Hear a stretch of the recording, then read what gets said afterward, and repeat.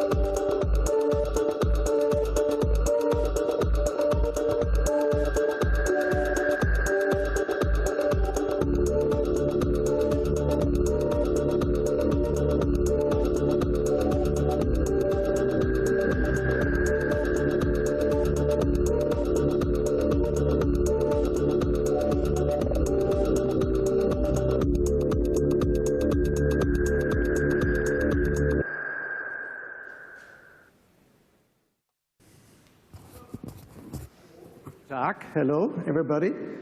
Excited to be here in Berlin, which is actually my hometown, so glad to be back. And I think Professor Conradi said it really nicely.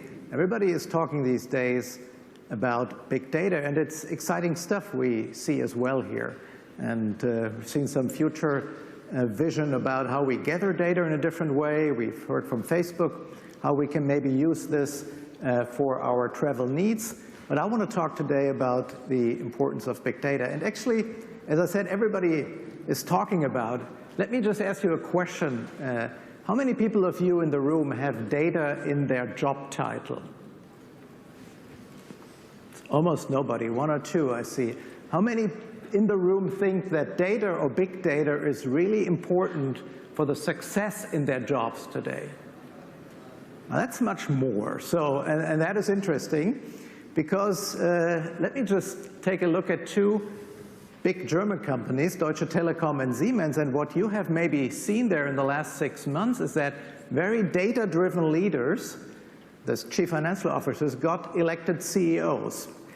Tim Höttges for Deutsche Telekom and Joe Kaeser for Siemens in the last 6 months got elected CEOs, and they were for a long time chief financial officers. So arguably really data-driven leaders.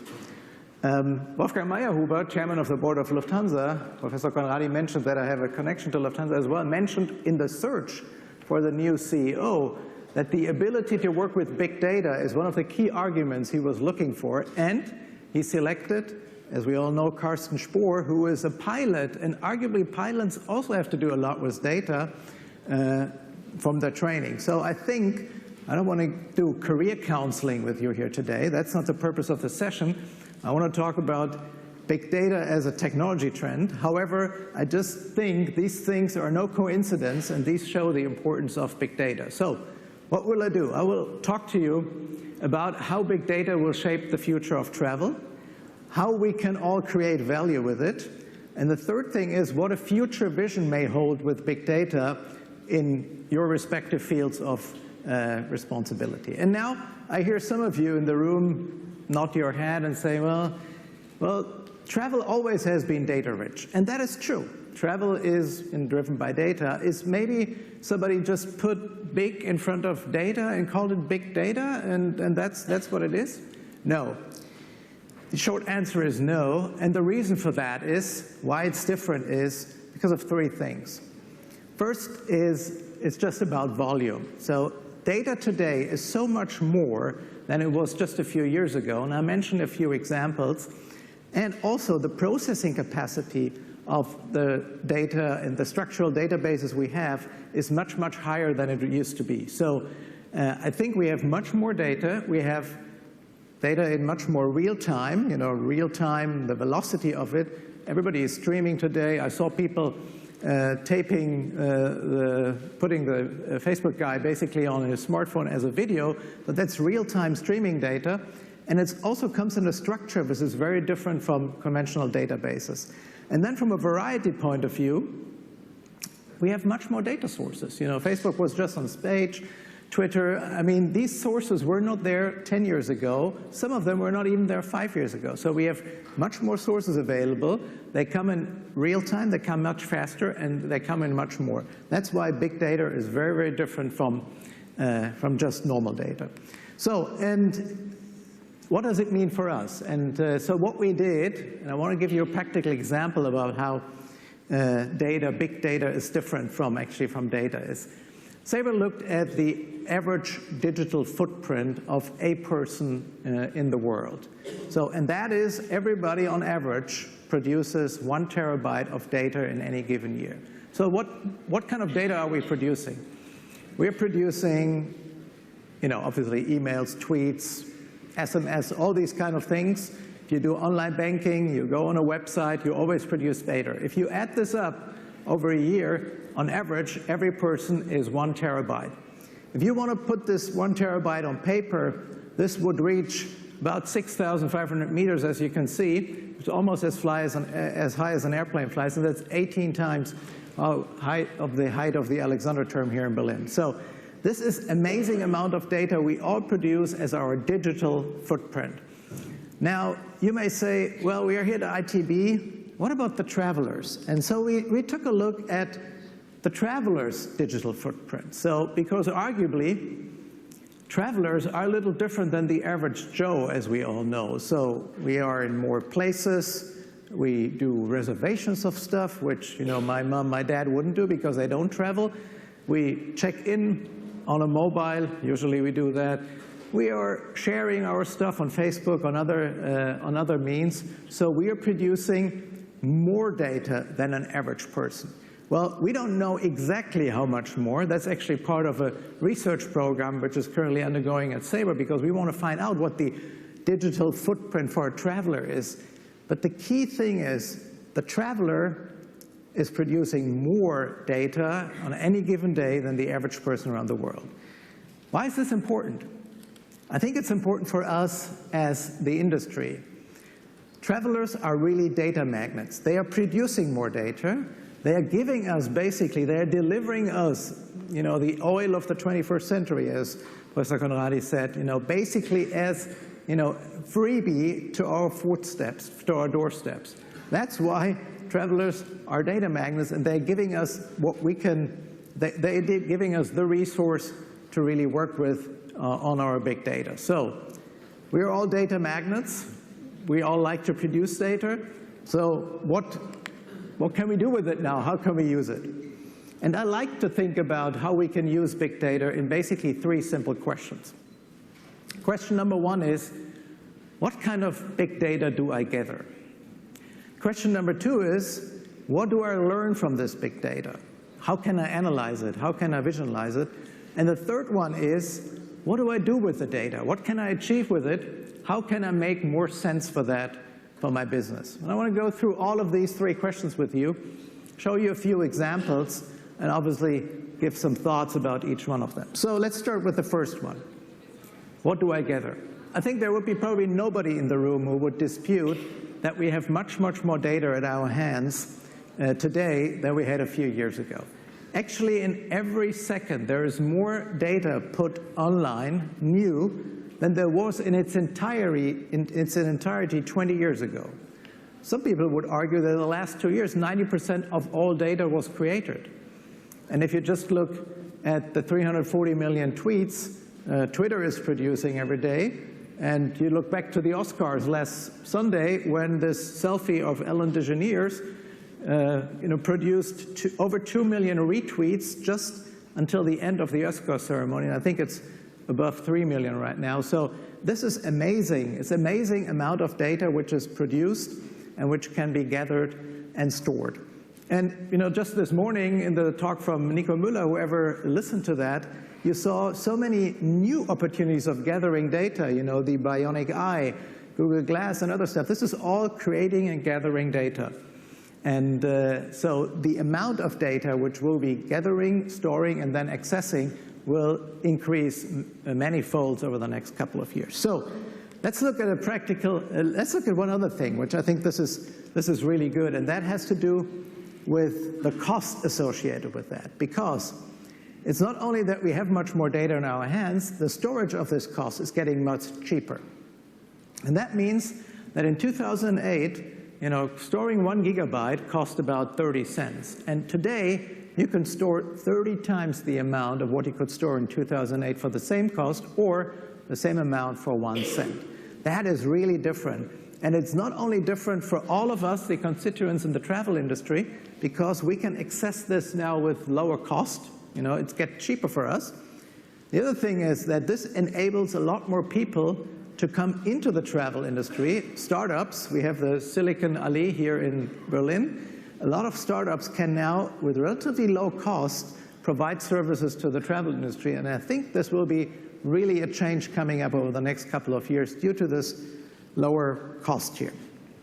So let's look at an example of gathering data.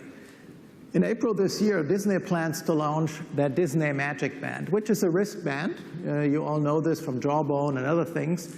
It's basically a wristband where there is RFID information on there, the personal information of the traveler, the credit card information, and some preferences you have and you have given to Disney. Now, what can you do with this wristband? Well, obviously, whenever you're in a theme park, you can pay with it. You can open your hotel room if it's a Disney-themed hotel room. And during all this time, when you spend time with Disney, data is gathered. Data is gathered how long you're waiting for a specific ride, which rides you're taking, when do you have a break, when do you eat, how much you spend when you're eating. Now, and this all is very rich data for the marketeers and the customer service people at Disney to improve your experience. And I mean, just imagine, I hear that there are some of you have kids, I'm sure, that kids like to go on their birthday to Disney, and how great would it be if you know that there is a birthday that Winnie Pooh or Mickey Mouse just greets them and you get your birthday picture. So I think this is really, data allows us, if we gather it rightly in an innovative way, to improve our bottom line. So what do I learn? That's the key question. Gathering is great, getting all the data, but analyzing and visualizing it is the key thing.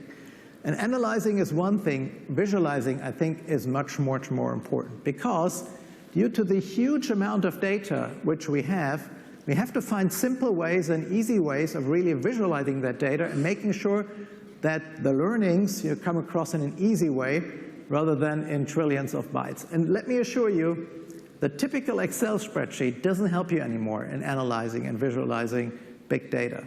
And that is a key difference. I want to share 2 examples Sabre did of visualization techniques. By the way, it's another area where a lot of startups are investing right now, and which gets a lot of funding this time in the western part of the US and Silicon Valley. So let me give you 2 examples of what we did. So the first visualization is, we took all the Foursquare check-ins last year from ITB, and some of them, and some of the check-ins from this morning, real time, until about 10, and visualize them in a word cloud. So that's a visualization technique very well known, I think, by now. So what do you learn with that? So you certainly don't learn that Macedon is the most important check-in location, because that's the main entrance to the ITB. So I think we don't need a word cloud to come up with that learning.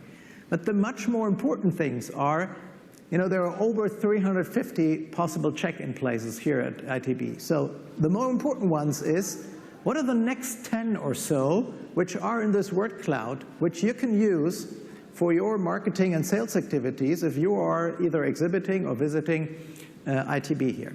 And look at them. I mean, Rheinland-Pfalz Tourism GmbH, Australia, New Zealand Hall. So I don't know what they did. Maybe they gave away free wine or raffled some tickets. I have no idea. But if I would be a marketer going to ITB, I would look at those things and see not only how can I get my booth or my hall on it, but why did these people do and get so many check-ins on the social media. So it's an easy visualization of big data, and those were tens of thousands of check-ins which we analyzed for that. So Let me give you another example of visualization.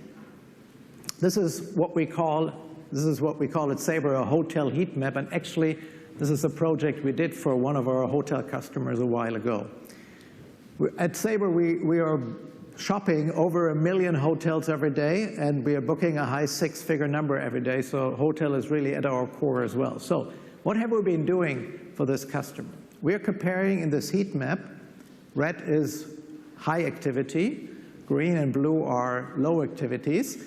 We are comparing the looking or shopping behavior on the top of this heat map with the actual booking behavior. And while it's very normal that there is less booking than shopping, because a lot of people, want to get more than one option usually, as we all know, we are travelers. There are some things which are peculiar about this chart, and they are in these circles. There were on certain days a very high amount of shopping or looking for specific hotels in this chain, which resulted in almost no booking. So by segmenting that further and working with the customer, we looked at what could be the reasons and what could be the things we can improve. Why is there so much shopping? Maybe there is some marketing activity, or there was some marketing activity, and how can we improve this marketing activity to really gain more bookings? And that's what we did subsequently. But finding out this pattern and really drilling it down to these couple of days and their marketing activities helped our customers, together with our big data analytics, to really improve their bottom line. And that's visualization technique of a lot of different channels coming together. So again, visualization, analytics is great, but in the end, the key question is, what do we do with big data? How are we actioning that? How are we achieving results? And what does achieving mean?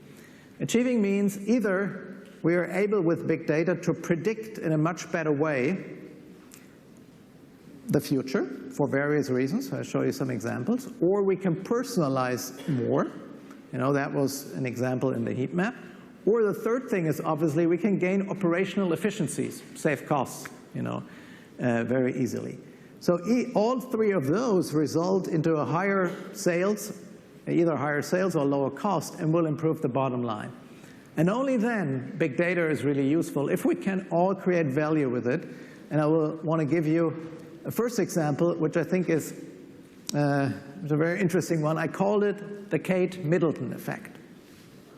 So Kate Middleton, obviously known very well to you, Duchess of Cambridge, and a fashionista, we should say. So this is a picture of Kate. And the interesting thing here, if you are an e-commerce retailer, fashion retailer, she is wearing a new scarf. Okay? That's the interesting thing about this picture. And if you are the retailer, there is one thing you know for absolutely sure. She's wearing this scarf, and starting tomorrow, this scarf will fly off the shelf. Okay? So the thing you really don't know is, how much demand will there be exactly? How many scarves do I have to order? And when will this demand come? And obviously, as this is a new fashion item, historic data only gives you a limited access of predicting that. So what this particular retailer did is posted the photo of Kate on its Twitter feed and in the other social media, and generated a social feed about this picture and a conversation. And by analyzing this conversation in real time, how many people are asking, where can I buy it? How many people like it? How many people don't like it?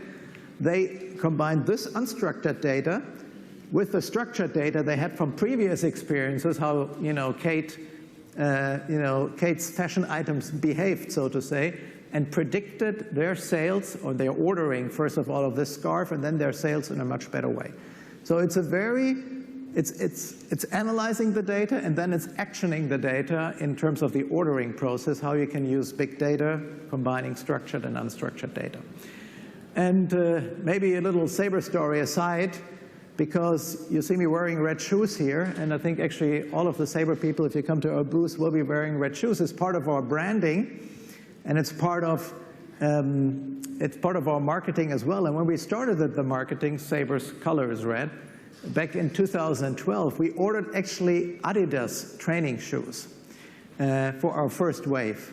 And after a few weeks, it was so successful that we wanted to reorder Adidas. What we didn't know is that a week before, again, Kate, my most favorite fashionista, wore the same Adidas shoes at the London Olympics. You see the picture here. And Adidas was sold out for 3 months in the UK and also in most part of the rest of Europe of these shoes, the red Adidas trainers. So that's why you see me with different shoes and most of the colleagues. Also because we just couldn't get hold of them. And I just hope that somebody at Adidas learned from that and get a better ordering cycle or talking to Kate. So that's the Kate effect. I couldn't talk about big data without mentioning Google and what they have done. There are predictions out there that in 10 years, we have 20% of all cars driverless on the street, And you heard some of the other technologies from Nico before, which are in development. Now, the key thing is, how is Google Car working? And the Google Car is working with a lot of sensors, computers, software, and data analytics tools. In fact, it's actually working with big data, because what is Google doing? They are processing every second 1 gigabyte of data. Every second around this car, 1 gigabyte of data is gathered and processed and analyzed and actioned to make this car drive safe without accidents on the streets of California, where it's currently test-driven. We haven't heard a lot of accidents with Google Car. And this is actually a very good example how big data is able to change our lives and will change our lives in the mobility arena. And arguably, driving a car is also part of travel. So this will change the way we do travel. So Google Car, another example which is really real, which is actionable big data, and which will result in a new product, maybe for new customers as well. So the third example comes from the Sabre world. Some of you know or would argue that Sabre actually has been a big data company long before the term big data was coded. We are processing over 1 trillion transactions, in any given year, and are one of the companies basically around the world who are using more than big data, maybe more than some others. So Sabre Flight Explorer is one of our products. What are we doing with Sabre Flight Explorer? We're taking all the millions of flights which are in the air around the world, and you can actually see this on the slide with every dot is a flight. We are combining this data with the most accurate weather information, which you can see here as well, and then maybe with some flight restrictions. So I'm sure nobody really wants to fly above Crimea right now, so maybe you want to input that into this analytics tool. And then obviously, as this is for airlines using it, we input some specific airline data, and that could be obviously fleet information, fuel consumptions, other things. And what this does is that it maps the flights in real time.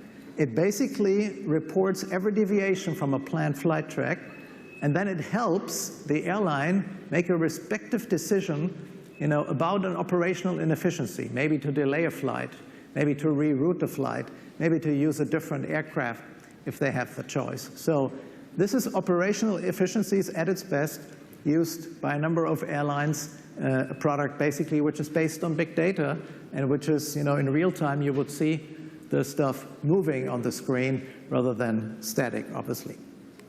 So what have I done? I've tried to explain you in 3 simple questions. What do I gather? What do I learn? And what do I action? The kind of intricacies about big data. Big data is about personalizing data. It is about finding the right level of prediction. And it is about, obviously, using a technology which is here. It is very real. We have the technology, and we can move forward with it. And by the way, big data is not the job of a data scientist or of an IT department or anybody. It's everybody's job. And I think that's something, when your hands rose in the beginning about how successful you are with or without data, I think that's the best proof. So I think there is one other thing when we talk about holding for the future. So if you look at some philosophical statements or some projects, my German nature tells me I really want to give you 2 or 3 concrete projects what big data could look like in the future. So some sort of a vision. Let me start with the first one. Actually, I have three small ones here. So the first one, we call it Hotel Snap. What we did at Sabre for 6 different hotel chains, we looked at the Instagram, Twitter feeds, and all other social media, looked at how many people checked in various hotels, how they commented, and how they attached photos to it or not. And then we mapped this in a nice visualization as a project. And if you look at this, there are basically 3 learnings there were. Learning number 1 is the most check-ins were with Marriott, the most pictures were with Westin. That's a learning. If you're either with Marriott or with Westin, you've done something wrong, you've done something right. The second learning is whenever there's a positive comment, there was a photo attached to it. A negative comment had text only. So if you are a marketeer, how can you get more photos attached to social tweets or social media if you are working for a hotel? And the third learning was most of these photos were from the bar and from the rooms. None of the photos, almost none of the photos from the lobby or from the outside of the hotel. So the people who are engaged socially with hotels obviously like the bar. I don't know what kind of conclusion we can draw from that. But the thing is, what can you learn from that as a hotel to do that? So second example is about proximity marketing, actually a project we did together with AT&T. Just imagine combining geolocation information together with reservations, together with the data from real-time flights, and the third one from the airport, how long are security queues. You could actually, and you see the example here, decide as an airline, if I am 30 minutes away from my gate, to actually open the gate a little longer for me if I'm a loyal customer, based on exactly knowing where I am away from the airport. Or if I'm 45 minutes away, you could decide, well, I'm not holding that gate open for Harold. I'm going to move him to the next flight. So this is, I think, a new service. This is really additional value we can bring to the customer by combining different data sources and intelligently analyzing them. And the third example, one of my favorites, called anticipatory shipping, hard to pronounce, but what it actually does is the patent which Amazon has filed. And Amazon thinks that they know with big data analytics exactly what you know before you have even ordered it. And they will ship something to you without you ordering it, just on their big data analytics, because they think they know that you want this thing. And they think they can do this with 95% plus prediction capability. Now, I've shown you that Sabre is doing a lot in technology. Amazon is patenting that. What are your plans in big data? I think that's a key question, because I don't think big data is going to go away. It's going to get bigger and bigger. So with that, having shown you to gather data, to analyze and visualize it, and actually to learn from it, I think we're just in front of a data revolution. We have the data magnets, the travelers, as our source in the travel industry. If you want to become a data-driven company, you have to be at the forefront of the data revolution. So I look forward to a lot more online discussion. You see my Twitter account, to generate, together with you, some big data talking about big data. Thank you.